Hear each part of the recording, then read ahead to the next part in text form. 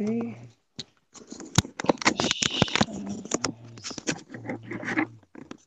And this guy here just gives us a bit of light. And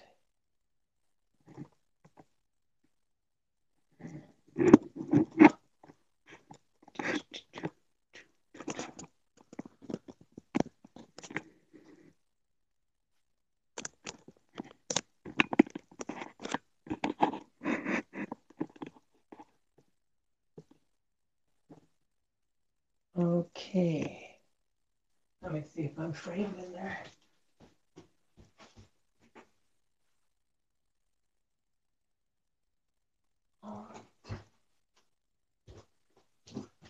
So, this will be live streaming the recording. Don't worry about these guys. The main thing is I get the good audio for the podcast. Alrighty, but just so you know, and when you're ready, stick on those headphones. And I'll talk to you in the mic.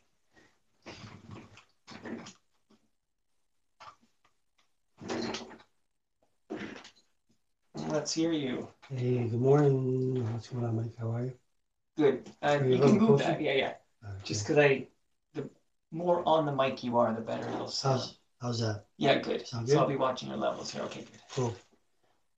All right, good. So, let me just take this picture. Yeah, sure.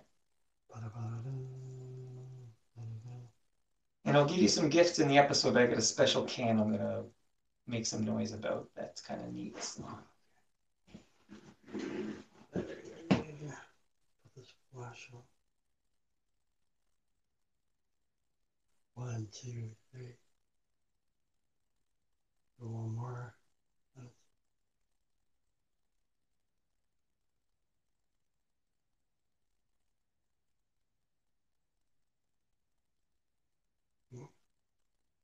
That one. Take this one. I think we're good. All right, my friend. So the last piece of advice is just try to stay on the mic and project, and it's going to sound great. I have some play I can do here, but you're a broadcaster, so I think you'll be awesome. So. Cool. You ready to film? Oh yeah. Okay, I'm gonna dive right in. That's cool. Let's go. 462.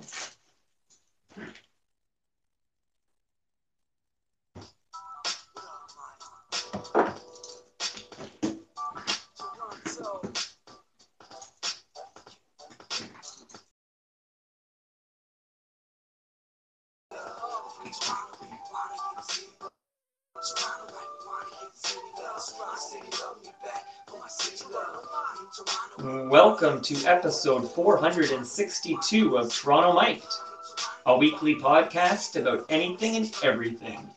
Proudly brought to you by Great Lakes Brewery, PropertyInThe6.com, Palma Pasta, Fast Time Watch and Jewelry Repair, Camp Turnasol, StickerU.com, and our newest sponsor, Capadia LLP. I'm Mike from TorontoMike.com, and joining me is longtime Much Music personality and current director of media production at RX Music Live, Master T. What's going on, Mike? How are you, man? Do you mind if I call you T? Call me T. I was going to say, may I call you Master? Yes. You know, that royal baby was just born. They called it Archie, but you're supposed to call it Master Archie. Did you see this? Yeah, well, yeah, apparently. and the baby's a Taurus, and I'm a Taurus as well, so. So you're royalty. You're... Kinda. I'm waiting for my invite. Listen, on Toronto Mike, you're royalty, okay? That's how it works. Awesome. I'll bet you don't remember, but we met. I was at the that Ed Conroy organized, I think with Joel Goldberg, they organized like a Much Music reunion. Christopher Ward. Oh, right. It's for his book? Yes, for his book. And I was there, and I got to meet you there, but it only took a few more years to get you in here. So thanks for being here, man. No, it's a pleasure. I know it took a minute, but I'm real glad to be here. Do you get tired of people asking you where Roxy is?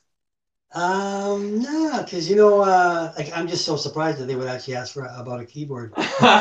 So, and Roxy's fine. Roxy's my wife. Yeah. But yeah, Roxy. The crazy thing was Roxy used to get mail. Because back in the day there's no level of social media. Right. But this letter was addressed to Roxy, not even me. Is Roxy, you married to a Roxy? Or No, well, oh, I was just making sure I didn't mishear no, that. no. Okay. Yeah, no, All right. it is my wife, but she's the voice of Roxy. Gotcha. Yes, Because later in the show, I'm going to play a clip that we get to hear some Roxy. right. And so, are you're still married to the voice of Roxy? I'm still married to the voice of Roxy, and Good for you. Roxy produced two kids. So yeah, Okay, good for you. Roxy's not messing around. So, when you're at City Limits with Christopher Ward, I have some clips from that I'm going to play soon. Oh, And you're scary. referring to Roxy, and you'll hear it when I play it, but you drop the name Roxy, but the Roxy that you're dropping this name Roxy, but it's not applying to the keyboard. Is that because your girl's name was Roxy and this name was always top of mind? No, I gotta play these clips. You gotta hear yeah, this. you know what? You gotta refresh me on the I clips. know. I know. And maybe it was just because I mean, with Christopher, it was just like there were so many crazy characters that we used to do, and maybe it was just that name that worked at the time that and then Roxy actually got a full-time gig. I gotta maybe I'll play it right now. Let's do this, and All right. then we'll kind of go chronological. But this is early days, anyways, for you. This is City Limits, right? Right. Here's a first clip of you on City Limits. Good evening, ladies and gentlemen. Welcome to Moses Palace. Oh no. Got a big show for you tonight. My name's Tony Bassaloni. We got a young kid. You're gonna love him. This kid's big. He's hot. He's hot down in Canada. Down.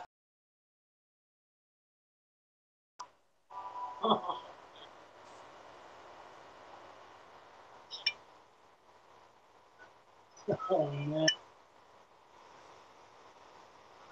It's the next clip where you hear, especially in the Periscope. Sure. I got used to it, but oh my gosh, what am I doing here? So that's early days, right? You at City Limits, and we're gonna pick this up at the beginning and go chronological. But let me play the clip from City Limits where you drop the name Roxy, All right. and then I gotta thank somebody for helping me score these rare clips here. So this is you dropping the name Roxy in very early days of you at the 99, I guess 99 Queen. And oh, there he is, ladies and gentlemen, Tony Bassaloni. And Thanks, Shecky, baby. Thanks. hold on, I'm not finished yet. Young comedian from downtown Canada. But next week we got a big one for you. That Roxy chick. She was hot. Oh, I'm telling you, that's hot stuff. She's gonna be here Friday night. Come on up here, Roxy, baby. Let him look at you. Does she look good? Yeah. Okay, next week, Friday night, Roxy. That can't be a coincidence, right? Yeah, well, the Roxy then it's kind of weird now because I think her name was Tina. She was doing that character of Roxy, so maybe I just bit Roxy from there and carried it Right. over. And I think you've always liked the name Roxy. yeah, I think that's it. And yeah, maybe I affectionately called Wonky Roxy, but yeah, it worked. So a lot of sleuthing though to discover that the name Roxy's been following you everywhere. So I want to thank somebody right now because I could not have come up with all the great clips we're going to hear in this episode without the help of Mr. Retro Ontario, Ed Conroy, good friend of the show, and he's going to come up later in the episode. But I want to thank Ed for helping me with some of this audio here. Wow, I mean it's a blast from my past, that's for sure. So thank you, Ed, for shaking me up here. And just hearing those characters, and it was crazy because we used to do them. Like at that time I was a videotape operator at Much Music, right? And Christopher Ward, used to have all these crazy skits and ideas, and we'd finish our shift at I don't know, I forget what it was, like 5 or 6 o'clock, and Chris would say, "Hey, can you guys come back?" And we'd come back and stay there sometimes till 2 in the morning, doing these characters and producing Mike Hayden doing the editing, and Christopher Ward with all these skits, and it was a lot of fun. And this is at 99 Queen East, right? Queen East, yeah. Yeah. Yeah. And good, because later I'm going to play some more audio you probably haven't heard in a long time about the move from 99. Oh, yes.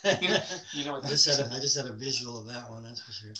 But so I had recently, I had Murray McLaughlin on the show, and he's of course married to Denise Donlin, and we were just chatting. I think at the time we were booking your appearance, and I think I mentioned Master T was coming in because I knew you worked with his wife, and then he started talking about your brother Basil. So your brother Basil also worked at the city. Yes, he did. He started there, and he's still there to this day. Whether it's called Bell Globe Media this week, I don't know what it's called, but he survived all the little envelopes. He's still working as a cameraman there, and you know why it's too expensive to buy him out now? Oh, he probably knows that. You know, I mean, he gets Ubered everywhere, and I feel like doing this shoot. No, I don't feel like doing this shoot. But yeah, he's still there, and you know what? He's an amazing cameraman, and that's one of the reasons why he's probably there, teaching all these young cats how to actually, you know, what's that? It's a gel. It's a gel you put over there to do this, or whatever that is. Who got there first, you or Basil?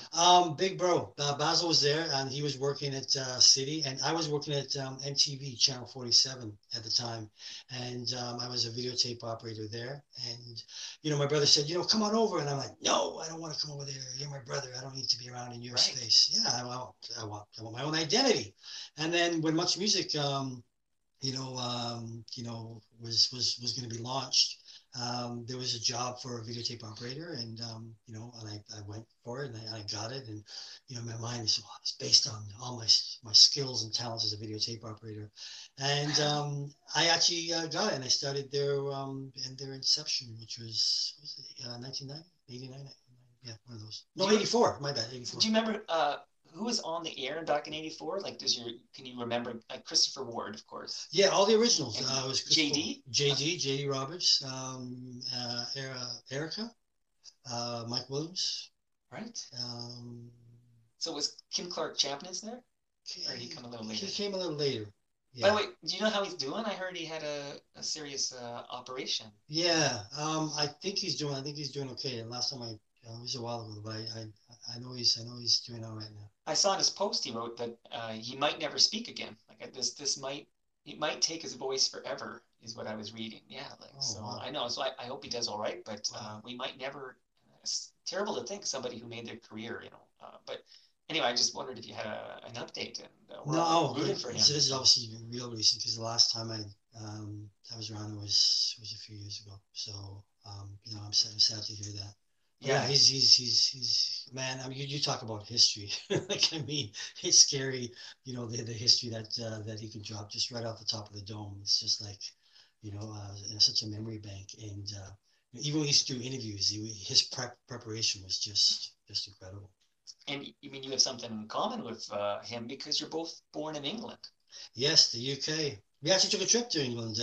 We were doing this is when the whole electronic trip hop was happening.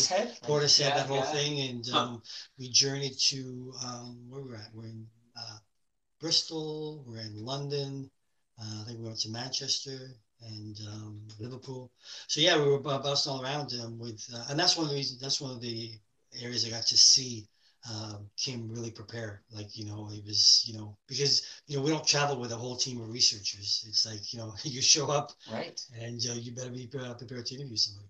And I don't want to speak for you, but I think that sounds fun. Like that you got to kind of get your hands dirty in different parts back then. Like when I talk to people, and I'll have people on, like Joel Goldberg, for example, who says hi to you. Hey, what's up? And it's going to tie in nicely to the Great Lakes beer I'm going to give you in a minute. But like when I have him on, or Ziggy's been on a couple of times, and people like that, or even Christopher Ward, it sounds like back in the day at, you know, 99 Queen East and then 299 Queen West, part of the joy at working there was that you got to do all these different things. Like one moment Dwight Drummond is like a security guard, he's telling me, and the next minute he's picking up a camera and he's filming, and then he's in, you know, a video shoot that Joel's filming a Maestro Fresh West video, and Dwight's getting in on that. Like, it just sounds like you get to do a bunch of different things. Well, you know, that is the Moses way. That's pretty well what it is. I remember when, you know, obviously when we hit 299, we'd have tours come through there all the time. High school, businessmen, and I remember there was a Japanese contingent that came through, sure. and they were like, I was standing there, and Moses points to me, goes, "Yeah, there's T. He's a cameraman and he's a host." And I'm like, hey, how are you? And yeah, you just, that's how it worked. And you clearly weren't afraid to work, and and he gave you that creative license. And that was really important for me. And even when I presented to him, and actually shot an actual pilot for my show, and I gave it to Moses, and said, Like yeah. directly to Moses? You I don't gave have it to go directly. through. Yeah, Okay. I gave, and the thing was, Moses, he had what it was an open door policy. Like he actually expected everyone to probably bring a videotape or a demo tape to him every week, but he had an open door policy. And in fact, when I was there, my time to go and check in with Moses was usually around after 8 o'clock, and I just knock on his door, and he'd come in, and I come in and have a chat with him, and I mean, some of our memorable moments. I remember he's like, "Look at this." I'm like, "Yeah, what's that you eating, Moses?" It looked like a leaf with rice in it, and he goes, "It's a leaf with rice. It's Japanese." I'm like, thank you, Moses. Thanks for schooling me, baby. But yeah, no, I gave him my videotape, pilot of a show of a dance space show with Roxy the keyboard and everything. We shot a pilot downstairs in the basement, and Moses was like, yeah, you go ahead. But the thing was, he was after me for a couple of years before, and I just didn't want to be on the air. I just didn't want to be. And when you talk about this whole like open door policy and trying different things, that's the only environment where it's possible for a guy who's like a tech guy, like a camera guy, to be at some point to become like a full-fledged on-air VJ. Like, you mentioned the bell word earlier, so like that can't happen today, right? No. You better have some level of degree, or your dad's the president or something. It just doesn't. Yeah, I mean, but in a different world, excuse me, in a different world, I think now, the accessibility of people being bloggers and doing a podcast and doing all these other things, are entry levels in terms of getting to That's media. true. Yeah, so it's definitely changed. But with Moses, it was a matter of like a lot of people, obviously Ziggy off of she was on Switchboard. Right. There's other people that were on Switchboard who ended up being broadcast news broadcasters and everything. So yeah, it was that environment that Moses kept up, and and it was good. It was a lot of fun. And but I'd already done a bunch of different IDs, and all these things with Gordon McWaters, who's now I think he's the VP Director of Space Network. But we had worked together, and so that's how all these little vignettes had happened. And then Moses, I guess, kind of saw like, hey, what's this guy doing? And come on the air. You must want to be on the air. And I'm like, no, I'm not pretty enough. And so I had my own insecurities as to why I didn't want to go on the airwaves. But yeah, but as what's also great about the Moses environment going back there is that you were you. Like I think he he didn't want everybody. Nowadays everybody's got like everyone's got to be like a model, and there has to have a certain kind of like look, I'd say aesthetic, if you will. But back then you could have character, personality. Like you can get in front of the camera. You had a look that was real. Yeah, you look like Toronto. You know what I mean? Yeah, and excuse me. And yeah, so you're basically saying that I'm not handsome, I'm not a model, Denzel Washington type. But no, I know what you mean. Better looking than Denzel. Thank you. You know what? That's what Moses' vision really was, because I was so caught up in the fact that I look this way, and I don't feel like I can go on the airwaves. And I remember having a conversation with him like, when he gave me the green light for the show, and he said, well, I said, well, what do you want me to do? Like he goes, go up there, shake your locks, just be yourself. And I'm like, okay. And from there, that was, for me, it was just like, that was a go. Yeah. And so I could, be around the music that I loved and was passionate about. And, I could bring these different crazy characters because I was a frustrated actor. So, he gave this creative license. And, to this day, I thank him. He's, perhaps one of my biggest mentors, to this day, because he really, he saw something in me that I could never would have even seen. And to this day, people stop me, just, Black communities appreciative of what I've done, and just people in general have been really appreciative. So it's, it's a blessing. I can't wait to play 99 to 299. It's coming, man. And I'm one of the few people who's seen the videos, so we won't be able to see it on this show. Yeah, please. Yeah, so short, you're killing me. Actually, and I think Ed shared it with me, Ed Conroy, and his rule was, now you can use this audio on your podcast, but do not upload the video anywhere. That was like the orders I got. So yeah, you're Thanks. safe. Thanks, Ed. I want to thank our newest sponsor on Toronto Mike, Capadia LLP. Capadia is an accounting firm that sees beyond the numbers. So yesterday, my guest was Jamar McNeil. He's the I call him the new Roger Ashby. Right.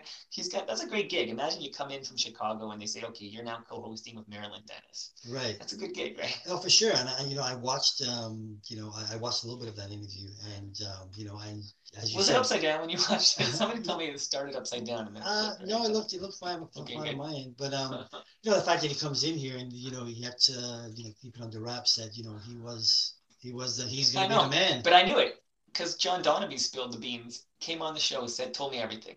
Roger's last day is in December. This is what's going down. So when I had Jamar the first time, I'm like, Jamar, I'm trying to get him confess. I don't like these games. We don't play these games, right? Obviously, you're here to replace Roger, and Roger will be gone by the end of the year. But Jamar did a very good job. His employers at Bell would be very pleased to know he refused to break that news here. So, yes. But now he's back yesterday. He wants to continue the job. Good for him. He thought it was too early to piss off the boss. Yeah, really. So he's a smart guy. So the offer I made to Jamar, I make it to you as well. This is awesome. So the people at Capadia, this is a accounting firm. They're all accountants, CPAs, public accountants, but they see beyond the numbers. Like they can talk to you about different business things, what makes sense for you from a tax perspective or financially.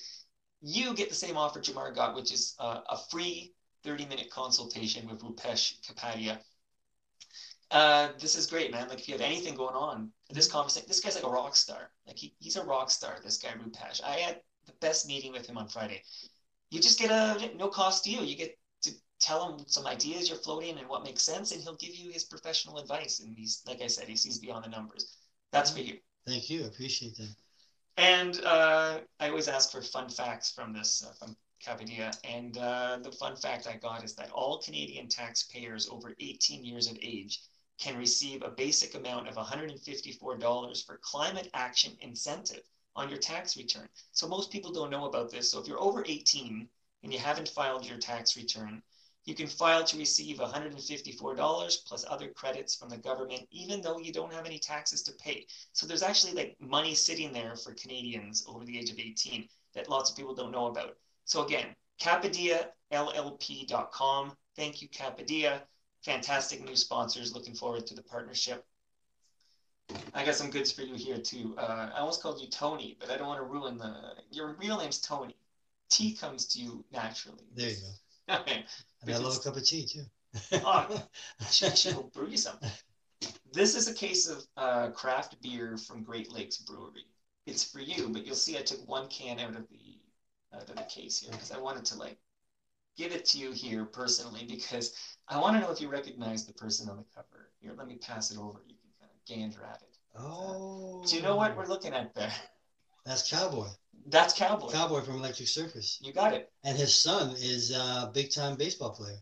He's got two, actually, because Dalton Pompey, his son, is a Blue Jay property who's in Buffalo right now. But he's got another son, Tristan Pompey, and I don't know what team drafted him. I got to look it up. It's not the Blue Jays, but he's going to have a major league career. And they were probably, they were probably born with with biceps and, and pecs. Cowboy still looks good. I hope Cowboy's getting some money on this bad boy. This is great. That I have no comment on that. You have to speak to my my representatives. I certainly will. I can tell you this: the guys at Great Lakes Beer reached out to Kenrick. I don't know to get his blessing or whatnot. And he loved it, apparently, and even his sons have been tweeting about it. So that's funny. This is if people aren't watching on Periscope, this is the Electric Circus beer, and I don't even go. I was gonna say I don't even think there's any cans left at the retail store. I got a case delivered to me yesterday, and I said I need to give Master T a can of the Electric Circus. Well, I won't even be drinking them. That's gonna be. I'll probably frame it. That's all right. I've kept one just for like the studio that will never be. I will keep that. Maybe on my final episode I'll pop it open, which they would not like. You know why? Because their big thing is freshness. Like you can check dates on these things. These are, it's super fresh, and that's like their claim to fame. So thank you, Great Lakes Brewery.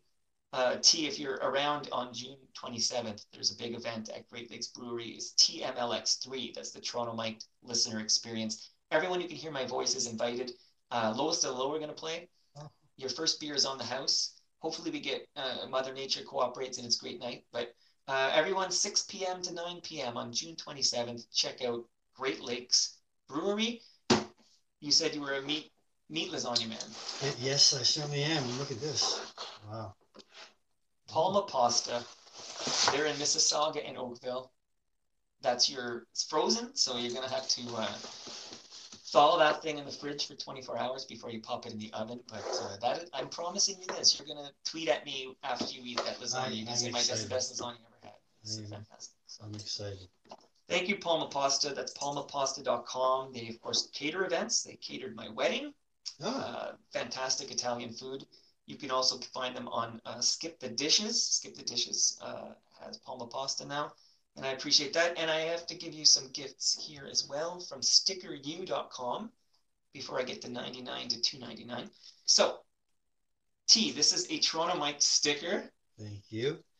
Let me know where that ends up. You can tweet it at me or something. Yeah, I'm thinking. And this is, where's that going to go? I can't wait to find out. But a Toronto Mike temporary tattoo. You're the first person to get this. Oh. You're the first man. My first tattoo. There's no ink on you. There's no ink on me. Oh, you're the last holdout. I don't have any ink on me either. But see, we're both holdouts. And here's a nice Toronto sticker, but that's from Sticker U. Actually, it's from, I'll give you that one too. It's from these guys, stickeru.com. They do just gifts, Mike. Stop with the gifts. I need a bag now. It's true. I should give people like a loot bag that can get those. Well, there you go. You should hook up a sponsor for that. Yeah, contact me. So stickers, labels, decals. I got a decal back here they provided. So tattoos, like you see there, magnets and more. Any size, shape, or quantity. You go to stickeru.com to make your customized stickers, and you can order one or you can order as many as you want. They're fantastic people. They're in Liberty Village. So thank you, Sticker U. You got your lasagna, your beer, and your stickers. And now we're going to go in the time machine. This is fun. On this day, 40 years ago, this was the #1 song on the Billboard Hot 100. 40 years ago this week.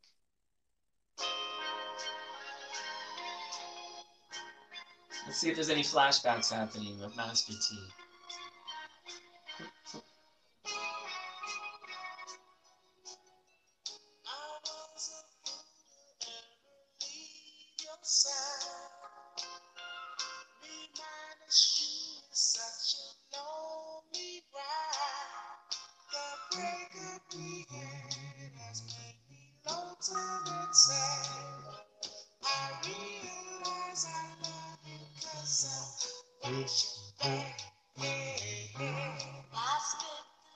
Peaches and Herb. Big tune, big tune. You know, I wasn't born then, but See, I know you're lying because I was born then. Okay, all right. You're busting. You know what? You know, this song for me was, back in the day as a youngster, we would have basement parties, and this is when you get your little dance groove on. Is this in Canada? This was, yes, I was in Canada. This would be I was in Kitchener through my, high school days at that point, and if someone had a little basement party and there's a cute girl you'd see, it would be in the basement, and then it was really dark in the basement. I'm not sure where the parents were, but it was just a wonderful time to have a slow dance. I think it does sound like a make-out kind of song. It certainly is a make-out song. You'd be talking all bullshit, all kinds of whispering in ears, and trying to get your work on. But yes, it was a wonderful experience. I'm having flashbacks. Peaches and Herb, man, 40 years ago, man. Wow. So we're in the time machine because that's brought to you by Fast Time Watch and Jewelry Repair. They've been doing quality watch and jewelry repairs for almost 40 years. If you want 15% off any regular priced watch battery installation, just mention you heard about them on Toronto Mike. Go to fasttimewatchrepair.com for a location near you. Their newest location is now open in Richmond Hill, and they're going to replace the my mom's Fitbit band broke because Fitbit bands suck. I don't know if you know this. I never wore one, but they fix any jewelry and watch issues. So go to Fast Time. I almost don't want to shut down this jam. I'm kind of digging the vibe right now, but I'm digging it, but I'll have to call my wife on this one. Sorry. We have to be. There it goes. bye. Nice and elegant. Let's play 99 to 299 and then talk about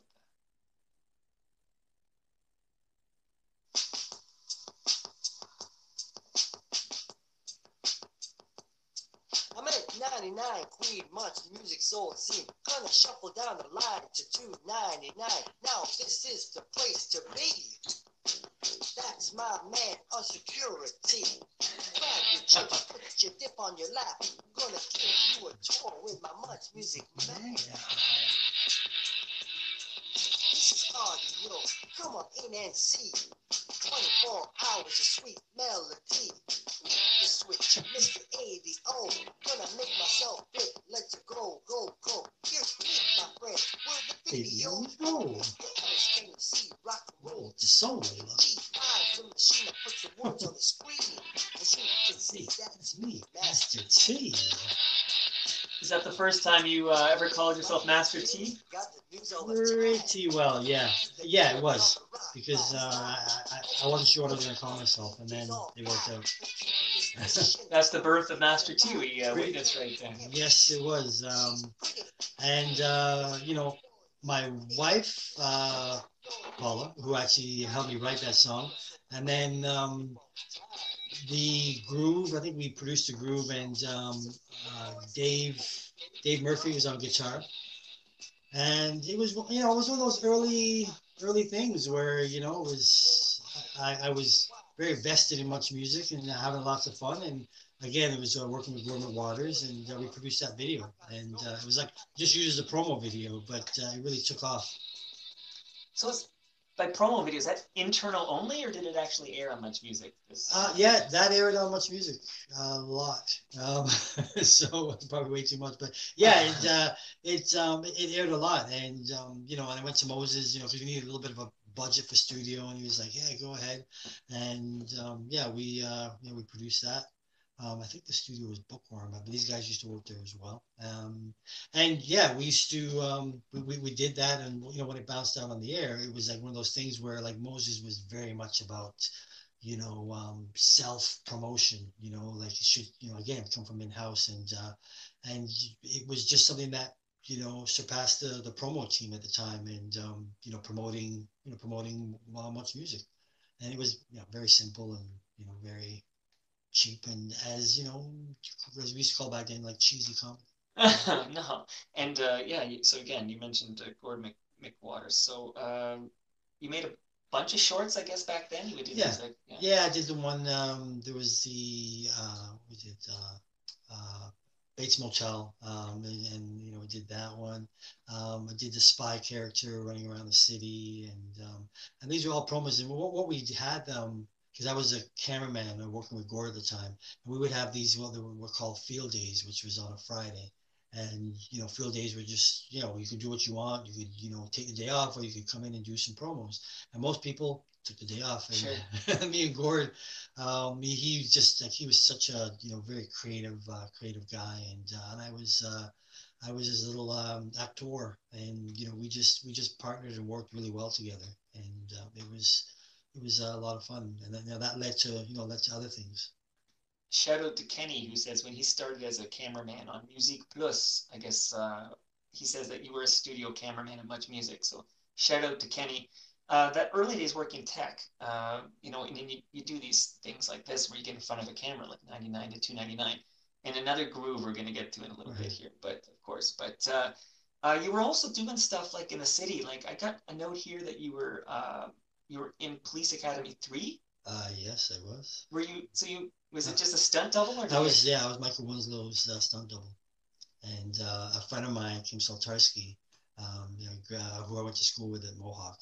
He was working on there as an AD, And he said, "Oh, we're looking for a stunt double for Michael Winslow, to ride these jet skis."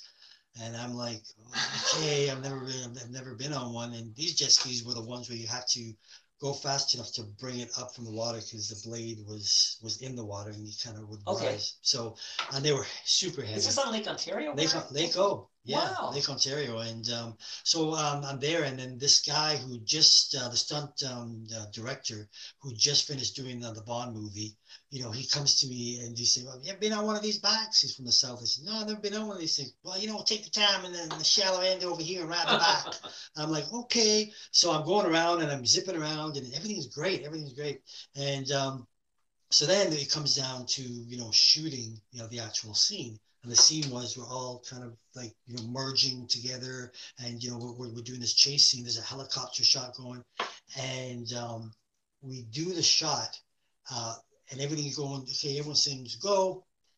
Zzz, I drop because I'd been on the water was smooth, so I was really good. But then once all these ripples were going through, like it was just like I was going through this crazy thing. So then the stunt double, we did this like 3 times, and I'm realizing I'm sweating now because this is costing a lot of money. The helicopters can only go up there so much. And then so then they said, look, the director came to me and he said, okay, what we're gonna do? We're gonna put you on the outside of the back, on the outside right here, and you ride, just go. And I held on to dear life. I'm going. And they finally got the scene. Yeah, and for 2 weeks I could taste Lake Ontario. Oh man! Oh my God, it's disgusting. And that's probably when it was really dirty. Like, oh, thank you. They've done a lot of good work. Oh, they have to clean that up. Like, I still wonder about this. This growth out of my ear and this growth coming from all of them. Yeah, you're right, because I'm a child of the '80s. We were warned, don't go in that lake. Oh yeah. Right. And then nowadays, I mean, I've been in the lake. Like, there's parts of Lake Ontario now where they're like, this is cleaner than the beaches in like Brazil or whatever. Which I don't know if that's a high bar or not. I don't think so. But my point is, it's safe to swim in Lake Ontario. Parts of it now. Yeah. It was never safe in the '80s. Oh no, it wasn't. And the crazy thing about that whole shoot was, I was supposed to have another day. I had 2 days, and then there was a third day. And I told the director, "I'm sorry, I can't make it." And he goes, "Oh man, I'm gonna miss you." And I gave that day up because I promised to go on the set as an extra for Ian Thomas's video, Harmony. Okay. Which featured the whole SCTV crew. His brother's Dave Thomas. That's right. And he was there. John Candy was there. Eugene Levy was there. And it was just, they couldn't have paid me enough, just to be around them. And these guys were doing skits the entire day. And it was just a blessing to see the late John Candy. These guys were just making jokes up. It was incredible.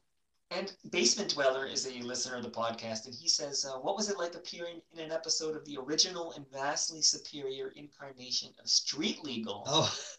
I didn't even know. Like, Well, see, I was a frustrated actor, and so I had an agent, and occasionally when you needed a black person not to shoot somebody, they call. Oh. Well, we would get stereotypical roles, and it probably still happens to this day. Oh yeah, like I've heard the Public Enemy song "Burn Hollywood Burn," and right. they sing about how you're prostitutes, maids, pimps, and hoes. Yeah. I mean, so after a while, I just said, can't do that one. Yeah, I can't do that one. And Street Legal, I forget what I was doing in there, but I think I was just a student. I think, but it was actually a lot of fun, and I think Street Legal's coming back, right? It came back and it's gone. Oh, like it came back and it got canceled. Oh wow, it's done. They still cancel things? Yeah, apparently. Apparently, you gotta be. Yeah, you're right. Yes, I just really love. Yeah, that was a lot of fun. My acting did. Oh man, and I also got told, Ed actually pointed out the fact that you're in the opening for the Power Hour. You have a cameo in the Power Hour opening. Yes, I did a little bit of flash in there. They wanted to get some heavy stuff. All right, so you had a taste of some on-camera stuff back in the day. Yeah, and then, there's also the movie The Believers. That was hilarious. So, yes, I was there too. Cool. And then we already did the 99 to 299, and of course you talked about Moses' open door policy. And in that video, which I can't show the video, but we can talk about it, is that you got people like Kim Clark Champness and Erica M., Christopher Ward, Mike Williams, Laurie Brown, and a brand new guy, Steve Anthony. That's right. Can you share any memories of these cats I just mentioned? Like Steve Anthony's been on the show a couple of times, and Christopher Ward's been here, but Mike Williams is still holding out. Like I cornered him a couple of times, and he says he's really busy or whatever. He's a graybeard now or whatever he's called, gray dread or whatever. Right. But anything memories of these early day Much Music DJs? Well, the good thing was I was still a cameraman throughout for a number of years. So I would be the guy setting up shots for all the VJs. And it was just as you mentioned before, that everyone came with their own unique personality. And I think that's one thing I watched and I looked at. And I think of what it was, I didn't realize it, but I was just kind of gleaming from all of these guys doing their thing, and they all had something unique to present. And but the biggest thing, they all researched, or they would naturally just know about the subject. And that like I really took that in because I mean, JD, he was phenomenal researcher. Christopher Ward, beyond.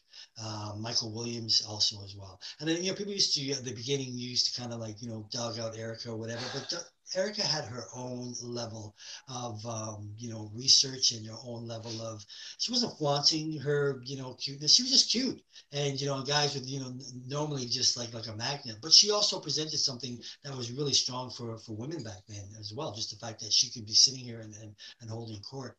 And even with Steve, like Steve was just like sometimes you go to Steve and you go, okay, that's just beyond wacky, Steve. Like I don't get it. Okay, I'll do it with you or whatever. But yeah, it was a lot of fun to watch these guys. And now you look at it, you can just see how the impact that Much Music has had on a bunch of different generations. Well, you're looking at one of those generations right here, man. We'll get to that later. The impact. Let's get your groove on here, man. Let's play and talk about this jam, the Much Music Groove.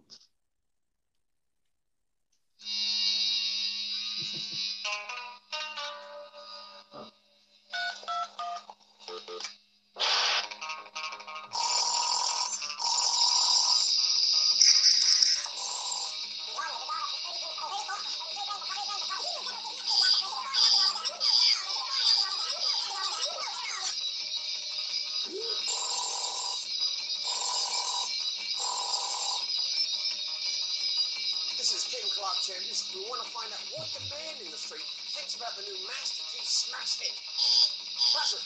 Basil, where you going? Basil! Now you got to remember, there's all kinds of amazing visuals to go with this. Absolutely. Right, it's a visual presentation. That's right. It's me walking up, arriving there right now. Yeah, you do the play-by-play. That's what you can do. There we go. I kick it in now. Here we go. That's Steve Snare on drums. Get off! Master T is back with a heavy groove. Don't touch that dial, don't nobody move. There's a few things I just got to say about the great things you squeeze your way. Get off on the mellow side. I love it, man. On the West Coast best.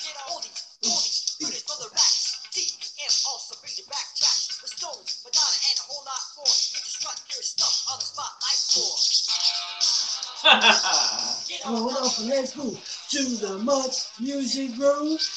Get on up and let's move to the Much Music Groove. Get on.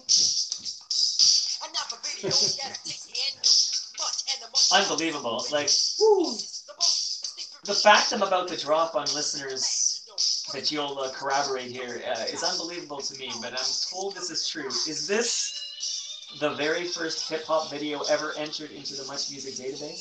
Can you believe it? I don't know if that says something for hip-hop in Canada, but yes, it was the very first video. Wow. And again, my good friend Gordon Waters, my wife Paula, and she ended up writing it, and we ended up creating a band. It was Master T and the Super Hit 3, and my wife was in it originally, but then it was Steve Vogt on guitar, on drums. Dave Murphy, we used to call him Low Tide. He was on guitar. Yeah. Richie Baby, Richie was bass. And I was the Master T. I was the vocals. And again, it took us literally working different shifts and whatever. It took us about 6 months to produce that video. Wow. we'd grab people here, we'd grab people there, and it just took a while, a whole long there. And again, I wish I could share the video. But on that note, okay, I'm told at some point in the 1990s, the master tape, the Much Music Groove master tape, vanished. Yes, which everyone thinks I have. I had nothing to do with it. I just think they were just probably archiving it. It's going to turn up somewhere. I'm told, okay, this is kind of exciting. I wish I had a drum roll here, but okay. So, by the way, at the time when this master tape vanished, funny, Master T's master tape, I like that. Okay. Apparently there was like some viewers, and there was like some people started to question if this even existed. Like, did this even exist, this Much Music Groove? Like, it became a thing of like hushed legend. Like, yeah. I'm told Ed, the aforementioned Ed Conroy from Retro Ontario, I'm told he has the master tape. Like, he's uncovered it. I guess he had access. Moses gave him access to some stuff because he's doing some work with Moses now at the Zoomerplex. Right. Where you'll find, Ziggy and Joel Goldberg and all these cats. But I'm told we've found the master tape, which explains how I got a copy of this video. So this is exciting, right? I mean, I have it on VHS because my mom, thank goodness, taped everything I did, most of the stuff I did. So thanks, mommy. But yeah, it was there's a lot of mysterious talk about that video. Was that 1987? No.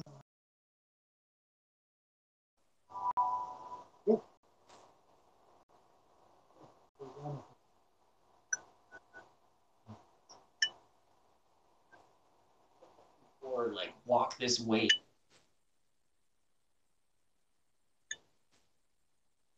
Early Much Music rap. Yeah. Well, we're a band. Like, we were trying to get a record deal. Like, I put together a package and I would give it to, these A&R from Warner and Sony and various labels. And because we recorded more stuff as well, because we ended up doing a benefit for Hurricane Gilbert at the time in Jamaica. And so we put on a benefit concert, and I said to the guys, "Oh, do you think we can maybe do 4 songs in about 3 weeks as a band?" And they were like, "Okay." So my wife was part of the band, and we rehearsed and everything. And we ended up doing a show, benefit show at the Twilight Zone at the time. When I started shopping it around, I remember going to this one label, and there was a Scottish A&R guy there, and I forget his name, but. Yeah. He's saying, "Oh, I like the Master T and Super Hit 3, but do you think you can? You think you can try to make it sound a little bit more like Maestro Fresh Whiz?" I'm like, "No, this is what we do." "Okay, is there any way you can swing it around to try and sound like a Maestro Fresh Whiz?" I'm like, "No," and that was it. Like, Maestro was huge at the time, obviously, massive. And labels, they don't want to deviate. It's like, "Get me another Maestro. Come on, hurry up." That's funny. So we. But you got it. Like, that track did appear on the Soul in the City LP, right? Like, it actually got pressed into. We were played it got played so much on Much Music because it was a massive promotional video for the network. Everybody was in it. So. We didn't miss anything. Right down to Moses closing the video out. Yeah. So, yeah. Man, I guess if you want to it's a good bar bet, I think, to have a bet with somebody. Like, what's the first Canadian hip hop video to enter into Much's library? And maybe that's the qualifier. It's the first Canadian hip hop video, right? So that's right. It. So Run DMC and Aerosmith are disqualified for being American, and so. The Maestro wave comes in 89, because I know in Let Your Backbone Slide, he goes, "It's 89, y'all, not Beethoven's 5th or 6th, so I can't screw that up." And you're in there in 87. That's such a tremendous, man. Yeah, it was crazy. And before I leave these early days of Much Music, we've talked a bit about Moses, and we'll talk about him again, but any recollection of what it was like with John Martin starting, like John Martin in the early days of Much? Yeah, for me, I wasn't around John that much. He was, obviously he was definitely there. But he had a core group of people that he connected with and worked with. But his vision in terms of what he did while he was there was was incredible. Like I think he opened the gates of what much music really was from the days of dealing with city limits and and everything else, and then coming over to much, and so his legacy is entrenched. Is it true his office was like across the street at the pub? See, I was gonna miss now the Friar. Ziggy's already done it all, so don't Oh, worry. she has. Oh, by the way, that's interesting. I find it stupid. John Martin, he's no longer with us, so Right. but he can't defend his honor. But some people come in, Christopher Ward, it's great glowing praise, and then people like Ziggy have a different take on John. I don't think Ziggy had a good John Martin experience. No, she didn't, because it's funny because she brought it up at Christopher Ward's book launch. That's what tipped me off to pry a little here. Yeah. For me, like I said, I wasn't around him that much, but I did know if you had to meet him, you had to meet him at the Friar and Firkin, and that's where he did his thing. He had his phone there, and that's how he conducted the day to day. Until they banned smoking, I guess. Yeah.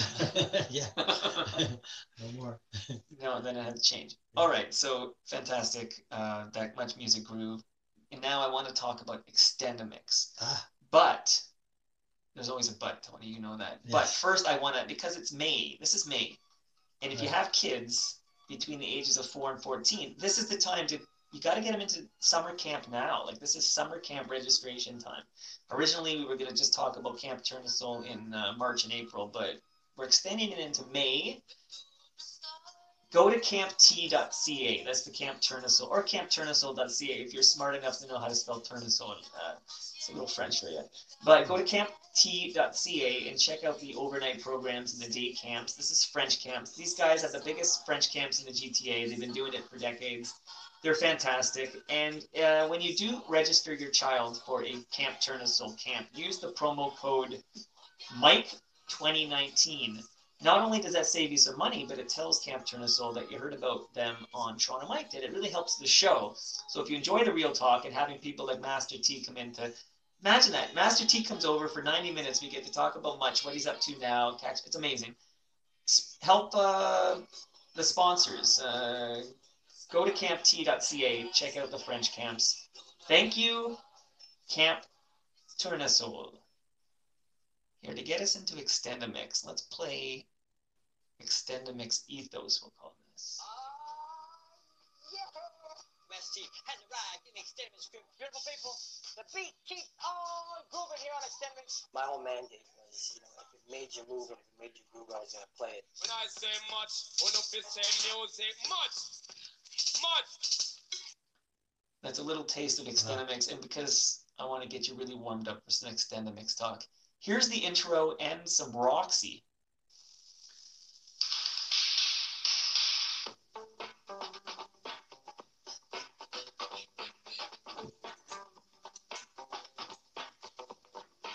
Chord, tell me something. You can't play a bass. You can play drum.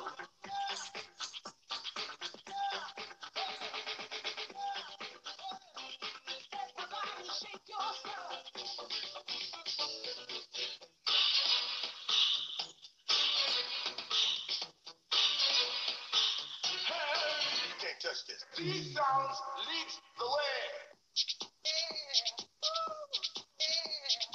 Yeah, cool cats. We're gonna be dropping a powerful and unbelievable Extendamix because it's an all request jam. So you know what you gotta do? You gotta come on in. Give funky. I'm on a mission. Yeah, what's up, cool cats? How you doing? Master T has landed in the Extendamix crib. Woo-hoo! Feeling too good. Let's check in with the lovely and talented Yenor. Your lover, Roxy, what's up, baby? It's an all-request weekend too, T. You know it. This is your show, Cool Cat. This is where you get to program the musical vibes. I've got all the letter requests. I'm going to be dropping them up throughout the show. But you can still fax us on the fax line, area code 416-591-MUCH, area code 416-591-MUCH. Also, Master T's Vibe line's open, 1-800-265-MUCH, 1-800-265-MUCH. Also got to tell you about, in the spotlight, we have a tribe called Quest. Man, Wow. what happens if I fax that number right now? Is it still active? What about that Vibe line? I wonder what happens if I call the Give it a Vibe call. You probably owe money or something. They probably try to sell me like a cable package or something like that. But Man, just bury me, man. I'm gonna just shut up and listen to Master T talk about the origin of the extended mix, and that's a show a lot of people my age and a little younger and a little older probably come up to you and want to talk about it, I'm sure. Well, I'm emotional. Like I was just listening to it. I haven't heard it in, I haven't heard that in a while. But the origins of it was, I came to my wife and I said, I've got this idea to, they give me the green light to do a 3 hour show, which is kind of primarily dance. And and I want I've got this idea for a keyboard and to record a voice, and I was going back and forth, and my wife said, "Okay, whatever."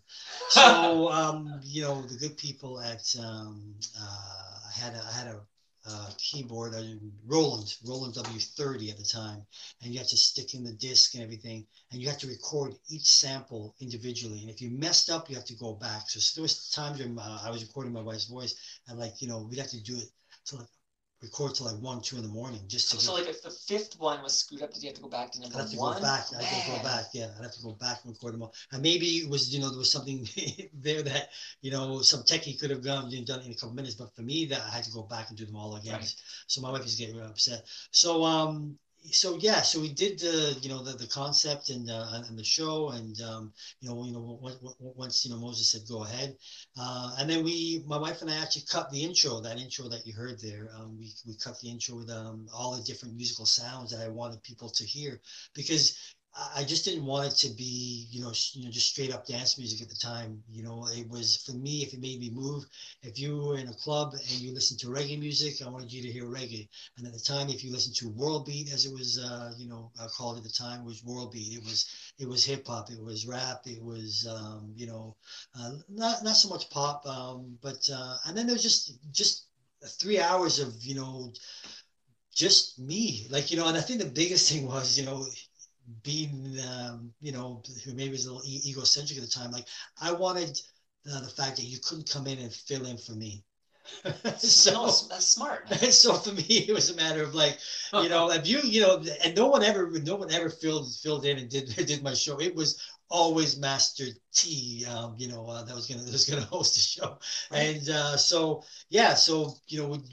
once the show went up, it launched and bounced out very quickly, because after 2 weeks, the head of sales, came up to me and was smiling, and I'm like, what are you smiling at me for? He's like, oh, I'm very happy. I was like, why happy?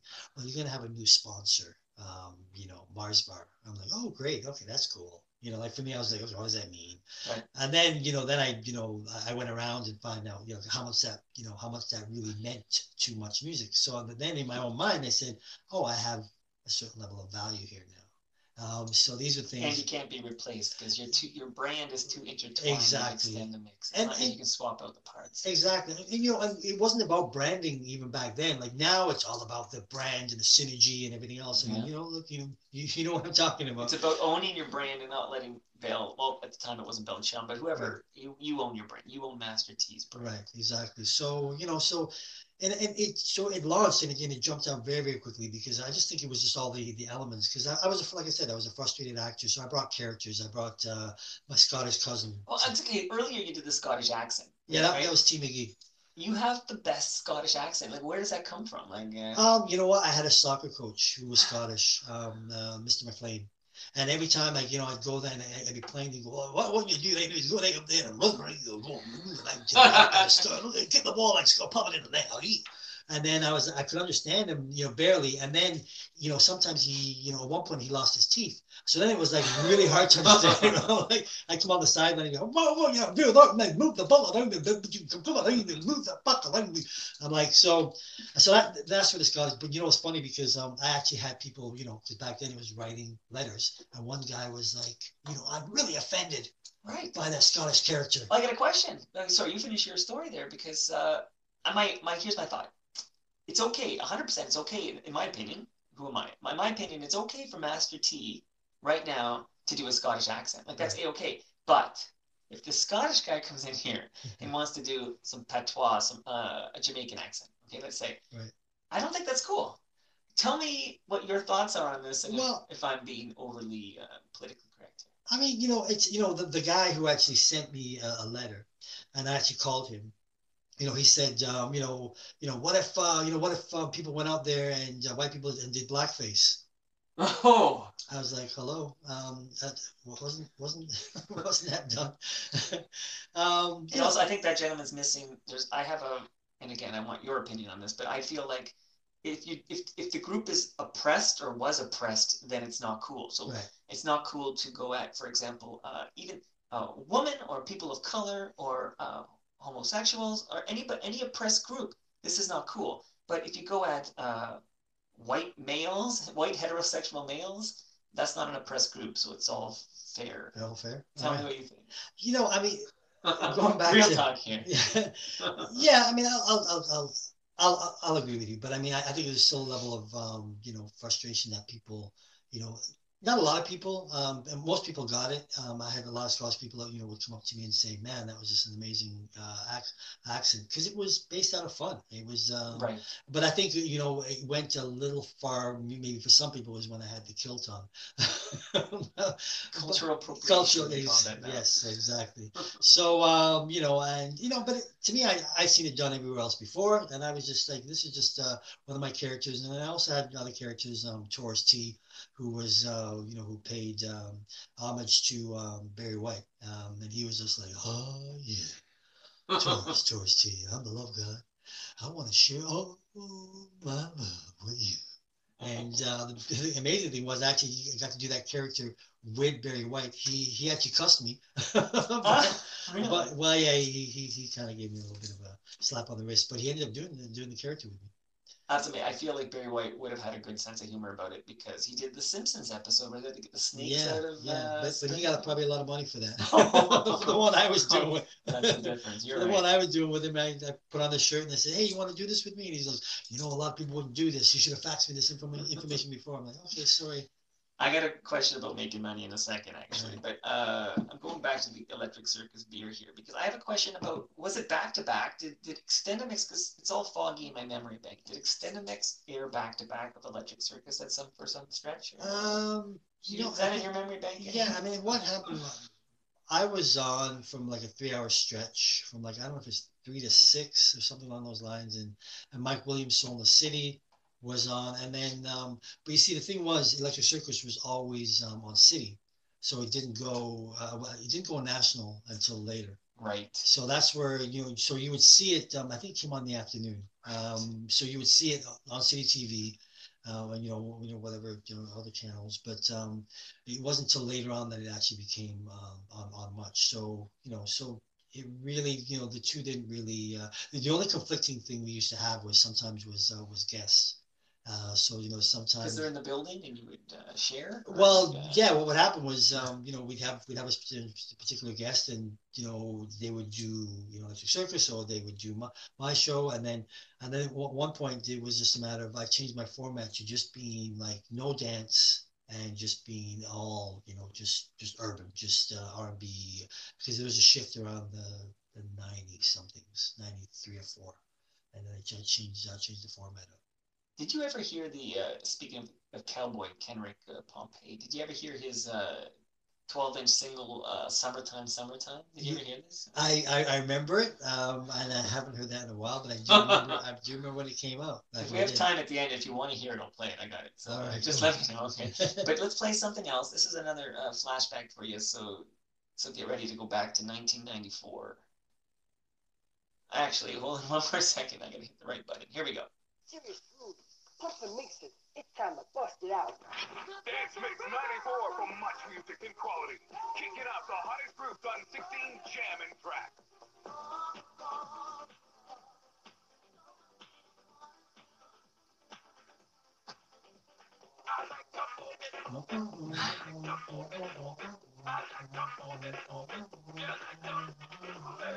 Non-stop wicked vibes featuring Enigma, Goodman, True Unlimited, Max, Bizarre, Salt and Pepper, and more.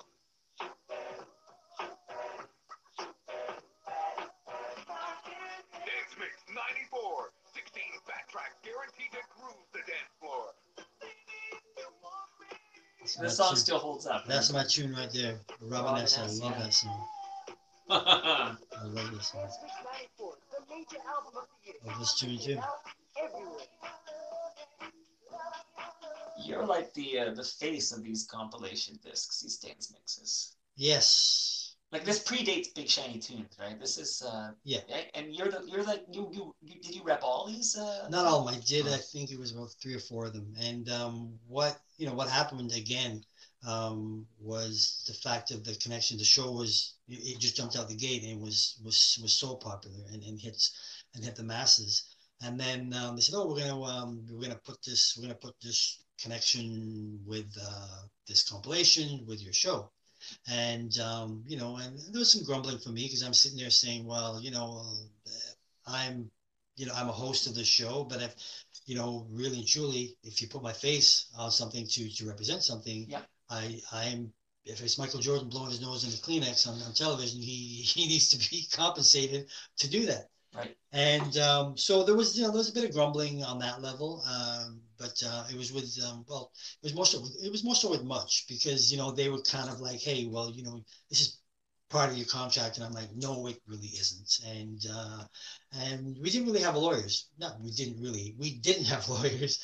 So it was a matter of like you kind of had to work within like what is in this for me. And for me, what I was actually a friend of mine said to me, he said, "Look, get your picture taken and put it in the insert of the album, so people will recognize and identify you. I'm already doing the promos, so but when they pick it up physically, they can go, oh, that's Master T from Much and da da da, and have that connection. So it was almost like building my brand, again, and."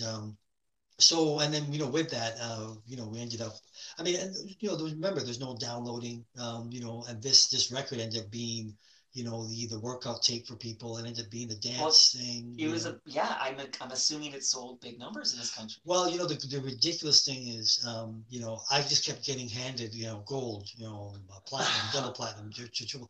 Like I actually have, I don't know what year it is. I can't remember. I think it was maybe Dance Mix 93 or 4. I have a diamond. I was presented with a diamond plaque for one of the dance mix. So I'm in an elite group of Bryan Adams, Celine Dion, right? And I'm like sitting there going like there's a part of me that's going like, yeah, if I had like 10 cents on this damn thing, Oh yeah. So it's sort of like in The Wire, which is my favorite show of all time, they're talking about the guy who invented chicken McNuggets, okay? And these guys are talking about, I bet you he's like a billionaire, right? And how rich is that guy? The guy who invented chicken McNuggets, and then the other guy gives him like a reality check, like he got a salary from McDonald's. He's some guy working in a basement. He invents it. McDonald's gets rich. That guy just gets the salary, like, right. And it's sort of like, I guess you're at Much, and they're putting you to promote these discs. They're probably making a mint, and you're probably not seeing a dime, and it sucks. But you sort of like them's the breaks. You know what I mean? Yeah, and thanks for depressing me. And no, I mean, yeah, thank you. But after a while, you realized what you were doing, and I mean, we got to tour the record, and and that was we went right across the country, and we got to, and I'm sitting there now to this day, like we're promoting a dance compilation. We're going to clubs all over the country, and and I think that's also it kind of fit into what I looked at myself as being was the fact that I always wanted to connect with people, and this gave me a lot of leverage, and really kept my profile up, obviously to this day, which I'm really happy and blessed for. So you kind of took it like, yeah, the thing about Much Music, everyone thought thought that every one of us were millionaires, and every one of us were making $1 million a year. And I can tell you now, and I'm not making no news, nobody was paying $1 million. Okay, but that wasn't the thing. It was more so. It wasn't even about the money. It was just about you being part of something that was really culturally unique.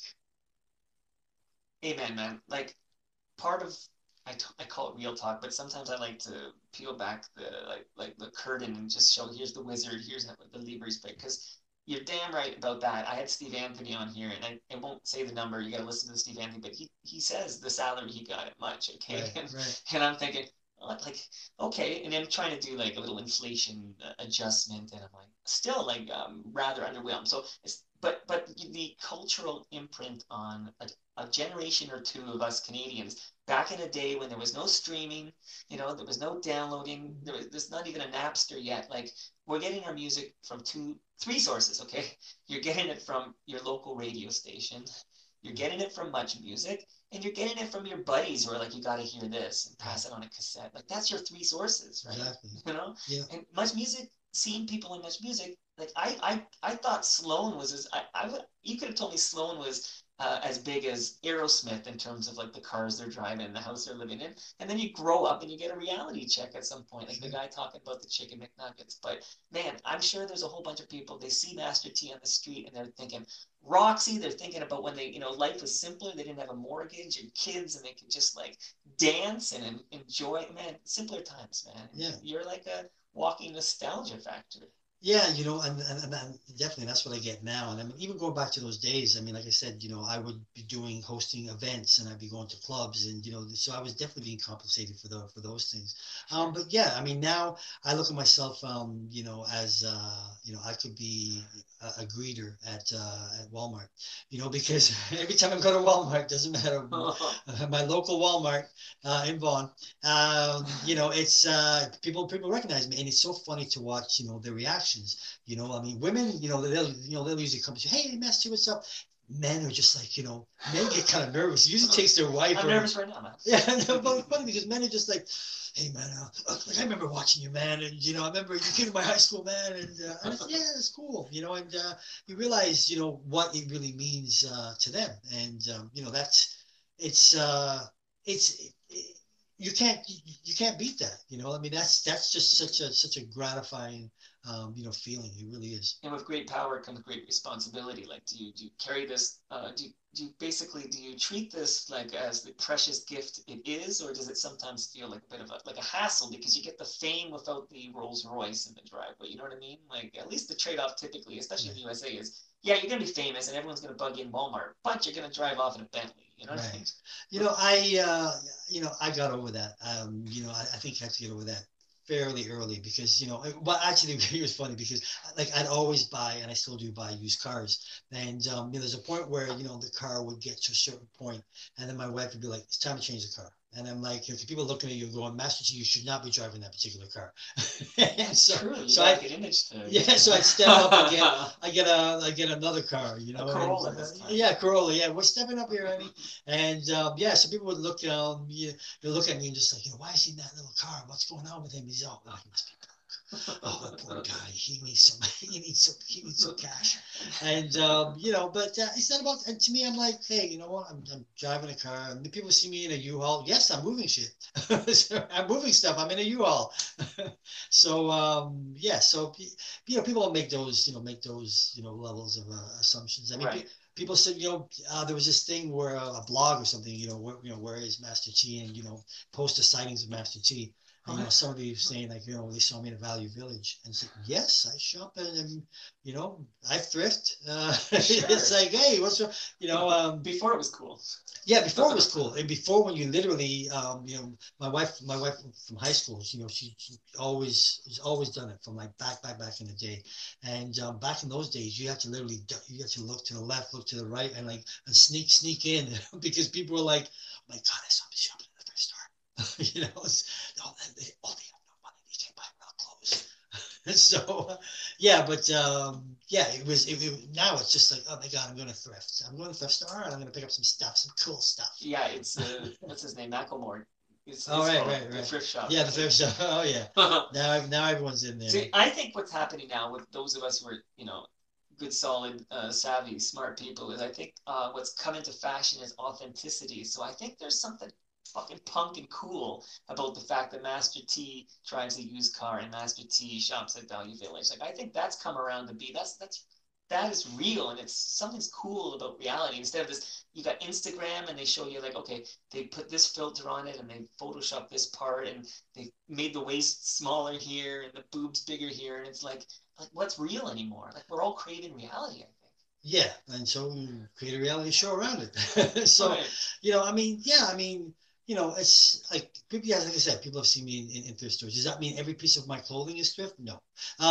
But you know, but I have gone, you know, and you know, and it's really not a big deal. And yeah, but I've never bought a used car. I've never bought a new car because I don't want to hold to lease it. I don't want to do the. I don't want to, you know, have a monthly. Makes good economical sense. Yeah. And when you talk to Rupesh, you get your half an hour with the accounting genius there. He'll tell you other ways that makes ways to get money. Yeah, it makes sense. Just smart. I like making cash. Yeah. No, and unfortunately, I can only give you the beer, the stickers, and the pasta. But I'm leaving rich. I'm leaving rich. You're leaving rich. So let's get you to full-blown DJ status. This is exciting. So you're doing extended mix and you're doing different things like much. Of course, you started as a tech guy, like a cameraman, and then suddenly, like, how do you get the tap on the shoulder and it's like, okay, Master T, you're a full-blown DJ now?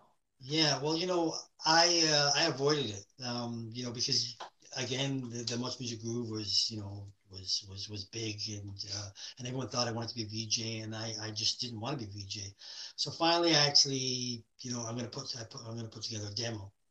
I put together this VJ demo tape, and it was terrible. I was trying to be what I thought a VJ should be, and it just did not work. And so I did like these 3 segments and everything. And I remember my wife looked at it, and my friend who did some editing as well, Dave Murphy, and they're like, you know, man, we know you, T. Like that's just not you. And I scrapped it, and I just did another one.